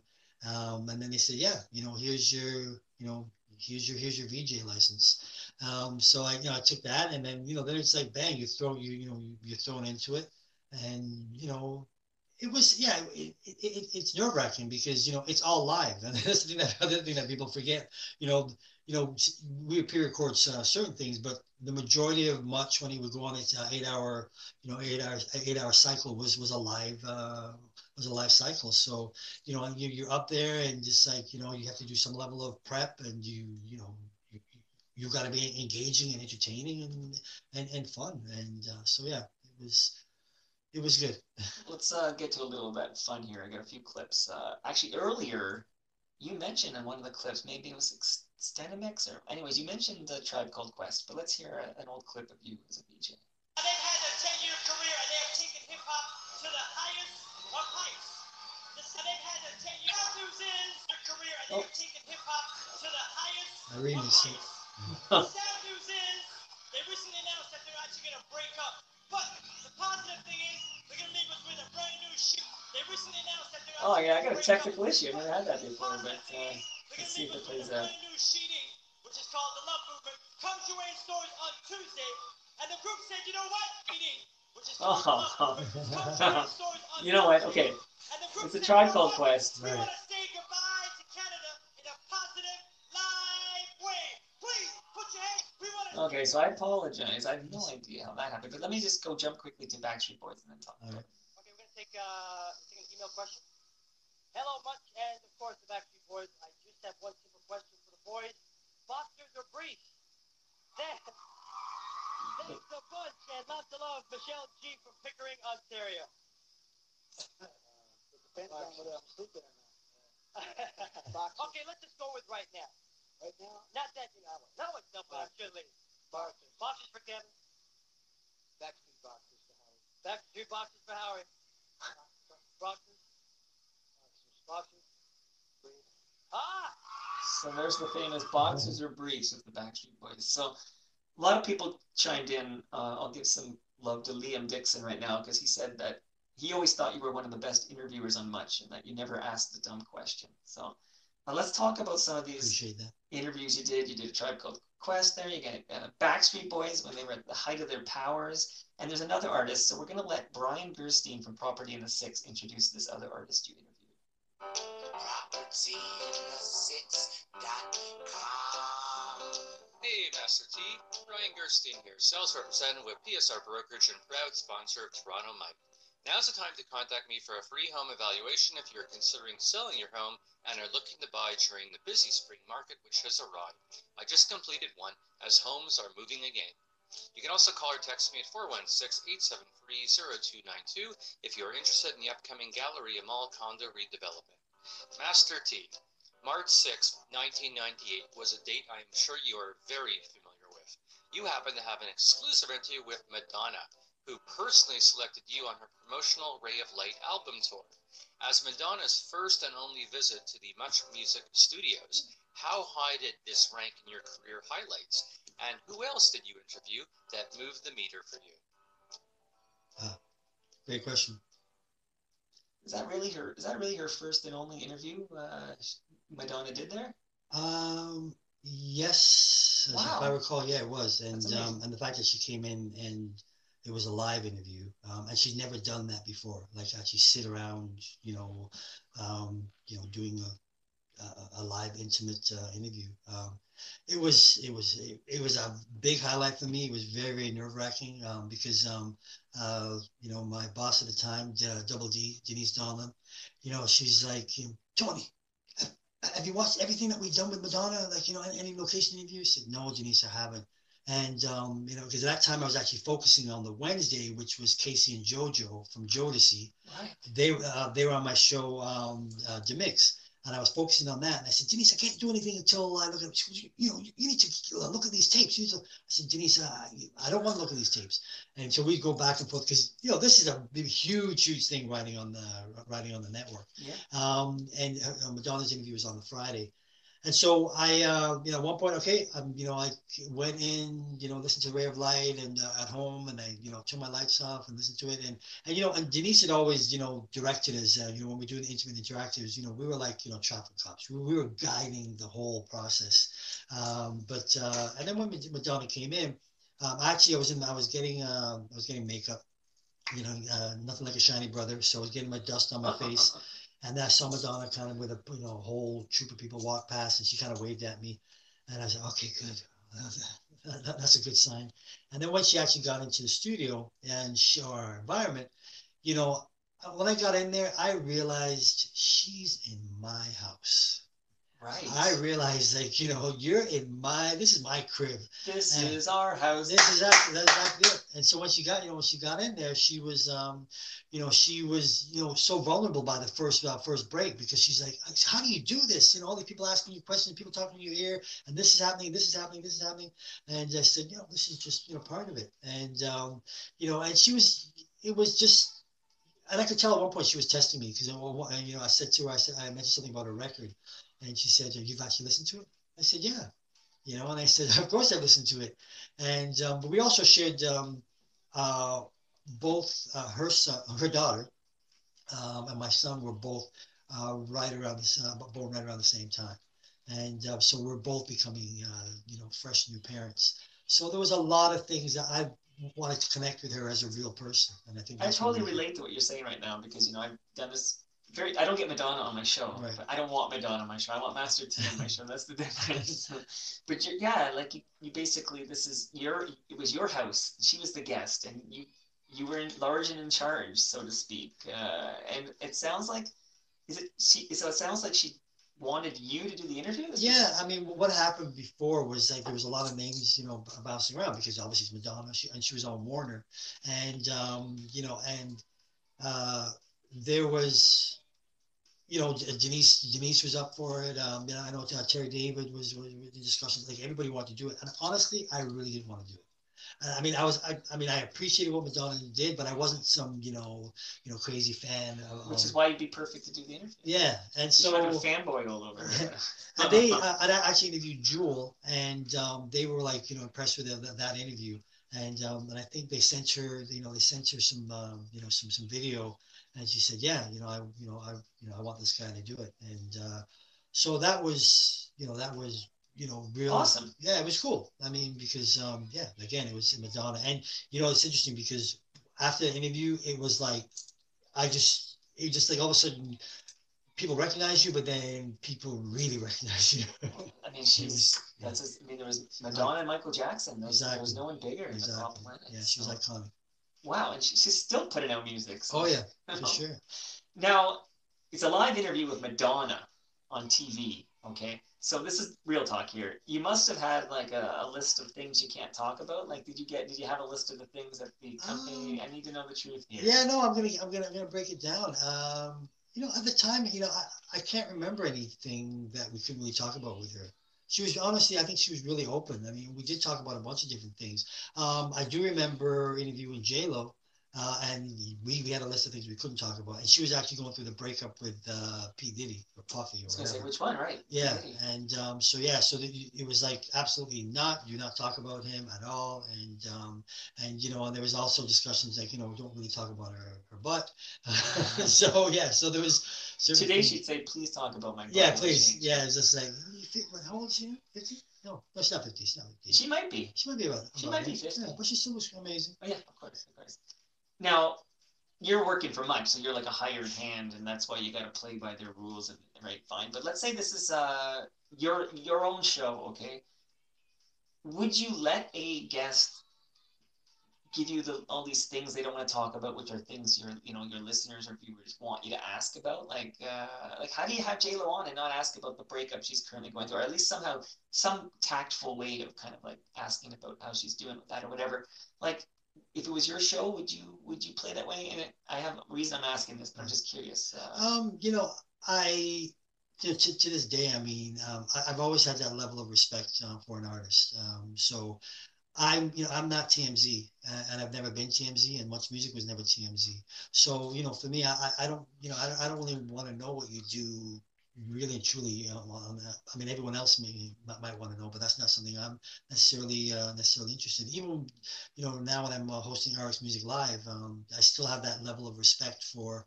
Yeah, that's a bad example, actually. You're right, because me too. Like, I don't need to know about your marriage or your kids or like that world. I don't need to know about, to be honest. But that's a bad example. Let's pretend Erica M. Okay, Right. Let's say she says that she's tired of talking about Much Music, so she'll come on your show as long as you don't talk about Much. Like, just hypothetically speaking, that kind of a thing, which is actual, like, that's not my opinion. That's not a private matter. That's a big part of her public life that should be fair game, I would think. Yeah, I mean, I would, I would have to ask her off camera. Why don't you want to talk about why you're actually here? She's tired of talking about Much. She's tired of talking about Much. But this is anyway. This is all. It's not. Yeah, I was just curious because I done this a long time, and every once in a while I'll get a very reasonable request, like, if you don't mind, I don't want to talk about this, but it's always something like you said, something TMZ-ish, and I'm happy to not do that if it's within reason or whatever. But if it's something like if and this is an example listeners will know, but if Dave Hodge is coming on and he says, I don't want to talk about the pen flip, now I'm going to ask you about the pen flip, and you can say what you want to say because you control the words that come out of your mouth. But I'm going to ask you about the pen flip, right? Yeah, no, I get you. I mean, it's like even when we had a list with Luther Vandross, and there was definitely talk about his sexual orientation, and that was please don't ask anything about that. And I'm like, hey, I'm not going to ask anything about that. And it's I mean, yeah, to me there's a fine line, and I don't want to necessarily feel uncomfortable, and I don't want to make the person feel uncomfortable, and it's funny because I think you can get things out of an interview in different ways. Because J Lo did mention, Pete Diddy and Entertainment Tonight pulled a clip from it. Because I went around it and asked some other question and they made some they rolled it out on Entertainment Tonight, and so there was something there. So yeah, I think when you're having a real conversation with people, I think once they become comfortable, they'll have a real conversation to share what they want to share. So who is your all-time favorite interview that you hosted? Wow. All time favorite. I mean, there's a few that have been really great interviews for me. Quincy Jones was amazing. A reggae artist, Burning Spear. Who else? Sade, because I'm in love with Sade. Well, yes, I have a love for Sade. It's okay to be in love with Sade. Yes, I'm in love with Sade. I'm in love with Michie Mee. So you love Michie Mee? Yeah. Oh, Michie Mee's beautiful. Yeah, those are definitely those are some big ones. Who else? Yeah, Barry White was another one I mentioned. Right. Yeah, but there's been a lot of artists that I've managed to, and it's usually something I get back from them as well. It's just there's a level of a connection.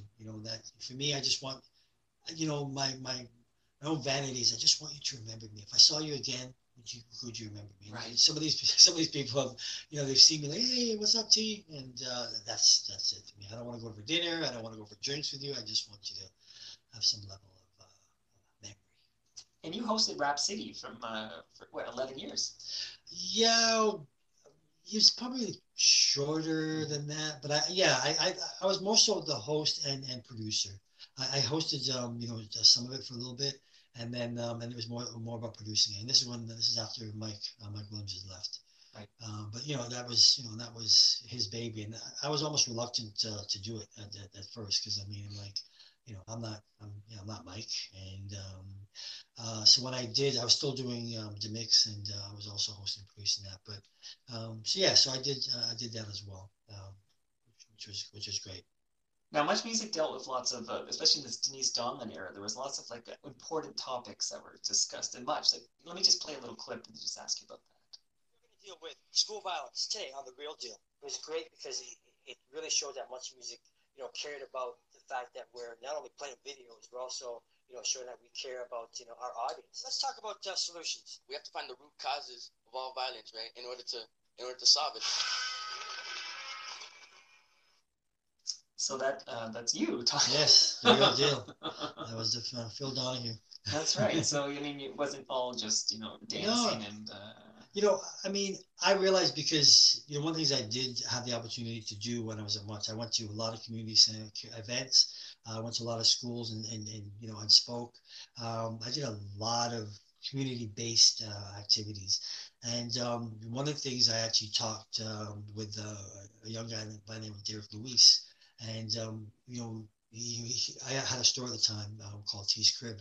And he came to the store and we were talking about, all the stuff you're doing. And I said, well, especially with the young cats out there, I really want to try to, do a talk show that really gives them a voice. And I went to Moses, I said, hey, Moses, I got this concept. And then Denise Donlin was there as well. And they said, okay, yeah, let's do it. And, the Real Deal was based as a youth issues talk show, and was really important for me to not only give the youth a voice, but to have them, if there was a police officer sitting here, I wanted them to be sandwiched by the youth. I wanted them to feel like, like you're not, it's not opposing, it's everyone sitting harmoniously together. And to share, like, hey, if I got a beef with a police officer, if I got a beef with, someone, whoever, lawyer or whatever, it's not going to be over back and forth or across from each other. It's going to turn to them and say, hey, you know what, this is what's bothering me right now. And we did, I think, about 6 episodes, and it was, it was sponsored by the government. And I had a lot of parents, especially when we dealt with gun violence, and this was back in the day. A lot of parents would come up to me and really thank me for putting that show together and putting it out there, and it gave parents the ability to actually have conversations with their kids. I was real proud of that. Just a little Lauryn Hill here, because I got to ask you about this farewell. Okay. Well, first of all, why do you leave? What happens? Like, why do you end up leaving Much Music? Well, a couple things. I think I was probably, without even knowing it, I was probably ready to leave, or actually transfer to something else, which I thought I was going to do. When Much Vibe was coming on, because we had contributed so much to the actual licensing process in terms of they had to base it on Soul in the City, in terms of what Michael had done, and and what I was doing as well in terms of black music. And then they got the license, and I thought that hey, you know what? Hey, I'm cool. Take me off the air. Let me run Much Vibe. I think I deserve that. And they said, well, Much Vibe is just it's a digital, and there's not really much things here. We're just gonna play videos. So I said, okay, fine. And then it was a matter of it was time to move on. I didn't necessarily know it, and I also think they were going through their own tweenie-based programming, and who they wanted to reach out to, so and I was probably I had become an expensive VJ, So, you know, for whatever I was getting paid, they could probably pull in a good 2 or 3 VJs for my salary. Trust me, it wasn't huge, but they could pull in a few more VJs and appeal to a younger demographic. But I also know they lost a whole bunch of different people that used to, you know, move with Much Music as it grew. A lot of the university-based kids at the time, and you know, kids coming out of high school, they just they were just dumped, which I thought was always very wrong, because, you know, because the years of Much Music prior, I would, you know, run into a grandma, you know, meet the grandma's daughter, and I'd meet the daughter's kids, and they were all sitting there watching Much Music. You know, there was always something for everybody, and then, you know, for whatever reasons, you know, they ended up changing. But you know, when it was time to go, you know, I had to, you know, suck it up as a big boy and, you know, say my goodbyes. But I wanted to leave on a strong, you know, strong path and a strong goodbye. And at the time, Lauren she was actually wanted to do an open performance somewhere. And Katie Ann, somebody in the community that I knew, she was trying to book her. And she said, look, I can't get her, but, you know, reach out to her. And I'd already interviewed Lauren a few times. And it was just back and forth. I don't want to go through the process, but it was a long process. Sure. And then we both kind of made this deal. And I said to her, I said, well, so you're going to come? She goes, yes. She goes, I don't want you saying anything too much music about me coming there. And if you do, I don't come. And I said, okay, I'm with that. And, you know, Much Music, they were like, oh, can we promote her? I said, you promote her, she's not coming. And they're like, come on, now, you got to at least sing. I said, nope, she's not gonna sing. And this is also when she was doing that whole unplugged thing. So she wasn't performing any of her hits, you know, she was just doing all this kind of almost like spoken word, material. But at the same time, it was still Al Boogie, it was still Lauryn Hill, and she came to bless me and say goodbye, and that was it was a great honor. Which is amazing. I mean, your farewell party and you got an exclusive live performance by Lauryn Hill. Like that's pretty awesome. Yeah. That's almost as awesome as Lowest in the Low playing my event. Yeah. Wow, that's a big deal. That's amazing. And I think you're being very kind there. I think that you're right. You've been at Much Music a long time. You're a veteran VJ, if you will, senior VJ, if you will, and you're right. Your salary was probably too big. But what I get confused at, and I hope you help me out here before I get you out of Much and talk about everything you've done since. I just want to know timelines. Like, is it still Chum? Like, who? I get confused with the timelines here. Like, well, walk me through that a little bit. You know, when it came down that, hey, you know, I'm going to move on, I went to Moses, and Moses was like, hey, I'm out of here as well. And so, you know, and he was always, you know, my biggest advocate, he was my biggest supporter, and you know, and that time it was, you know, I had to just say, hey, you know what, yeah, this is it. I got to move on. And you know, the years after it wasn't as easy because you know, if you piss in the toilet in a public washroom, it's, hey, Master T, how are you? Look, can you wash your hands before we shake hands? You know, it was something where I had to deal with, you know, something that was a part of my life for such a long time. You know, about a good year and a half to 2 years, it wasn't easy because I had to find myself. I had to find my own identity. I had to find Tony probably, and you know, just find out, you know, who I was again. So how did you do that? Like first of all, have you found Tony? Yes, I think that Tony's here with me now today. And Tony and Master T, you know, two different things. You know, it's funny. Support. I mean, my wife has been incredible. You know, the level of support she gave me, and you know, the struggles that I went through, and I'm sure, not sure, I know I went through a depressive bout.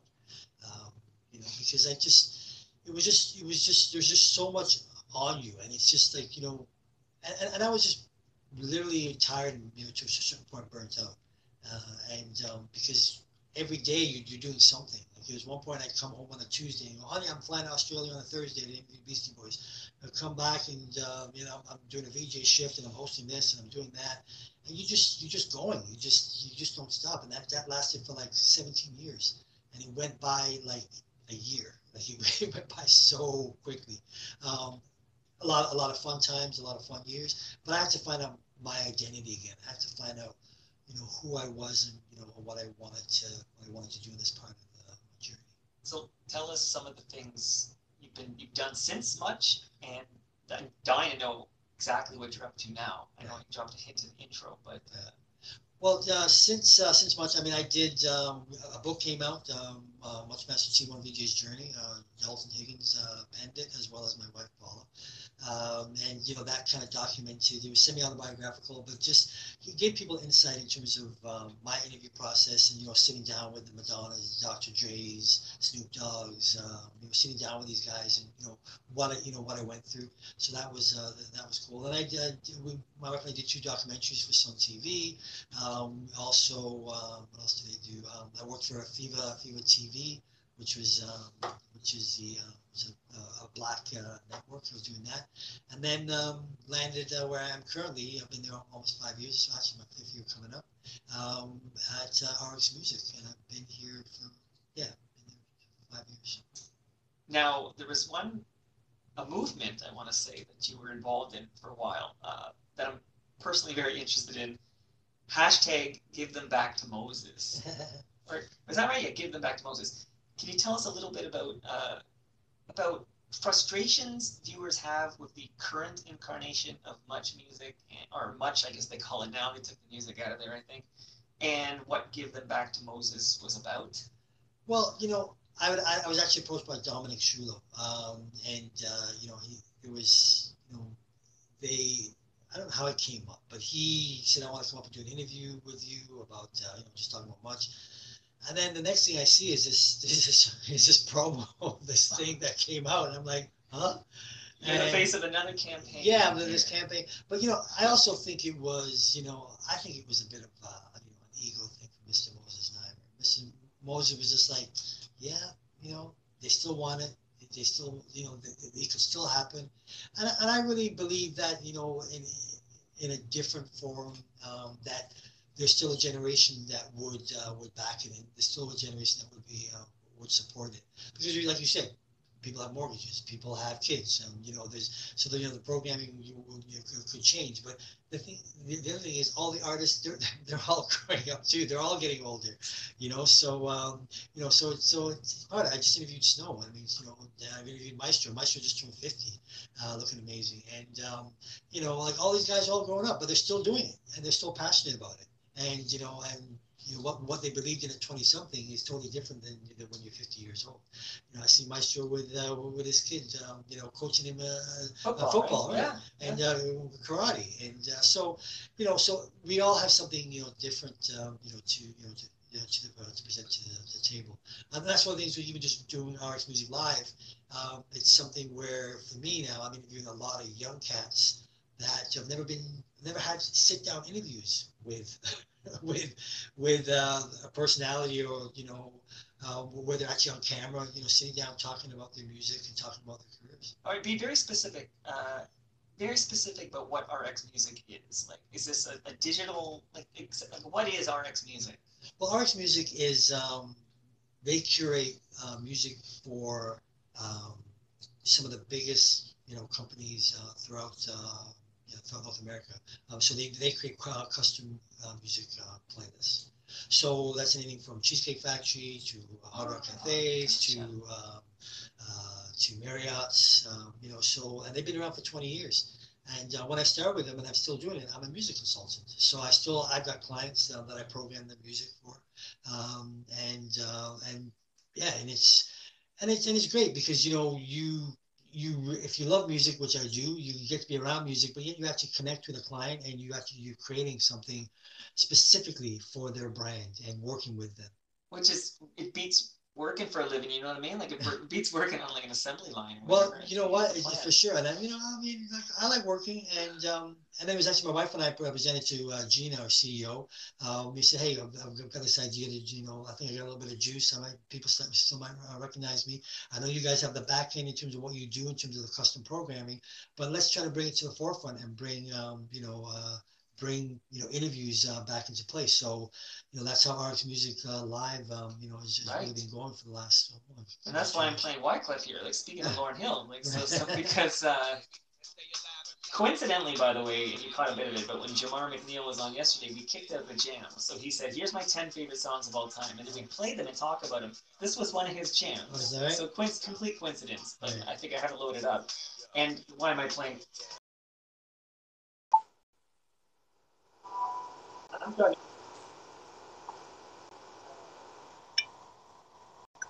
Yes, we've had Wyclef, we've had Cardi. Yeah, Cardi. now you can't say Cardi anymore. You gotta like be more specific now. Carmelo Fisher. Right. Because now they're like, oh, Cardi B. Yeah. Carmelo Fisher. We've had Wild Rivers. We've had Vance Joy. Vance Joy. There you go. A lot of great alternative, rock, folk. Lila Bialy.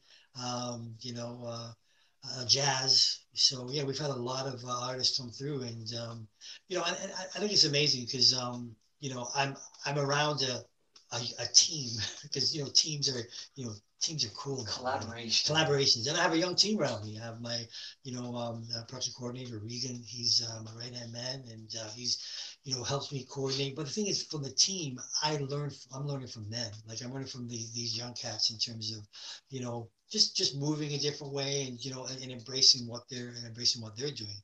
But it's also important too for me that I'm involved in a company that didn't look at me as a dinosaur. There's a lot of questions as to why I was there. It's like, what's wrong? Again, why is T here? He's got to be a millionaire. Why is he sitting next to me? All right. Yeah, and I felt very awkward in the beginning. I really did. And then I think they realized that, and not just from doing RX Music Live, but I think they realized that I'm a pretty down to earth guy, and I want to share my knowledge. If you want to hear it, I want to share my knowledge with you if you're interested. So I have conversations with all kinds of young cats in there about the music that they're producing, and I challenge them. I said, you've let me listen to 6 songs. What are you doing with it? Okay, you're gonna put it out. You're gonna do something with it. And because they're coming from a different generation, different levels of expectation. And so, if I look at it as being, Papa T, excuse me, Papa T, I like maybe that. I'm Papa T at RX Music, but I do share, and I think too, share with a lot of these younger artists, like I said, that have never had a sit down interview, and and they'll come to me after, like, man, you ask real questions, right? And I'm like, yeah, because I want to know who you are, and I want people that are going to watch this to know who you are, and so.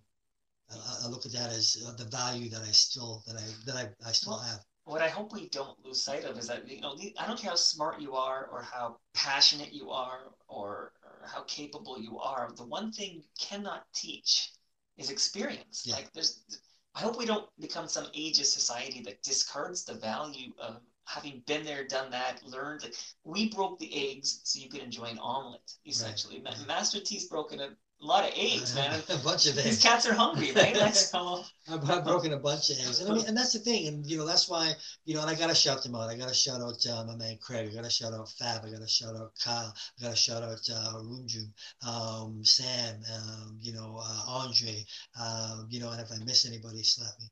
But and Gina, I have to thank these guys because we're all moving. Actually, when we went to we covered the Junos, and we went down there as we rented an Airbnb.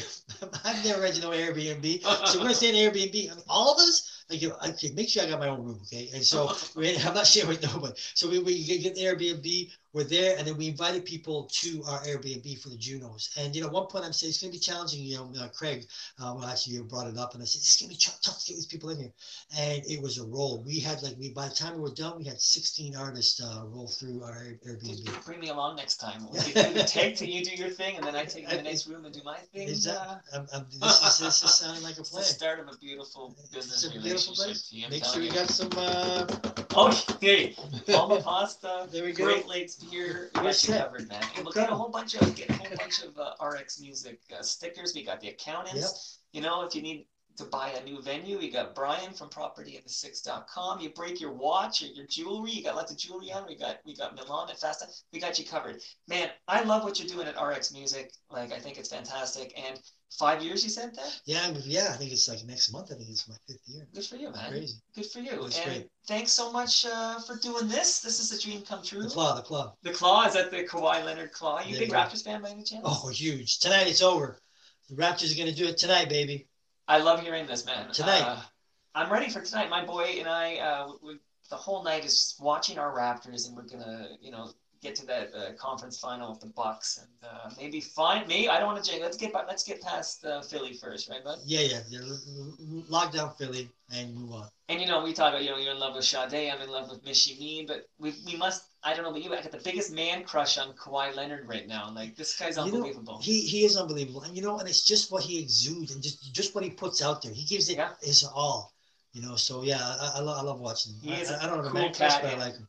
He's just so good, man. Yeah, he's a nice guy. Let's do this. You gotta get him in here. Would he fit? I got a low ceiling.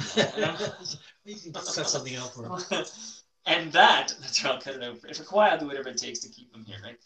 And that brings us to the end of our 462nd show. You can follow me on Twitter. I'm at Toronto Mike. Tony, my friend Tony here, Master T, is at Master T TV. So Master T TV, they have the 2 T's there. Right. Our friends at Great Lakes Brewery are at Great Lakes Beer. Propertyinthesix.com is at Raptors Devotee. Speaking of Raptors, Palma Pasta is at Palma Pasta. Fast Time Watch and Jewelry Repair is at Fast Time WJR. Sticker U is at Sticker U.